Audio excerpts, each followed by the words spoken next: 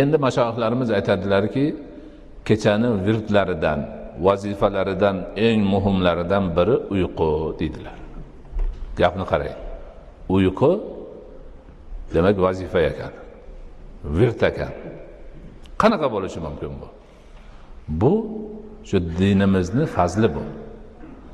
Siz bilan biz bandalariga, mu'minlar, musulmonlarga, ummati Muhammad, ummati Qur'onga ilohiy bir tuhfa bu. Hamma yotib uxlaydi, nima bo'lsa bo'ladi, lekin bizni uyqumiz niyat bilan va sunnatga amal qilish bilan ibodat darajasiga ko'tariladi. Sahobalardan birlari aytganlarki, "Men uyg'oqligimda savob olganimdek, uxlaganimda ham savob olaman" deganlar. Uyquni ibodat bo'lishi uchun, wird vazifa muridni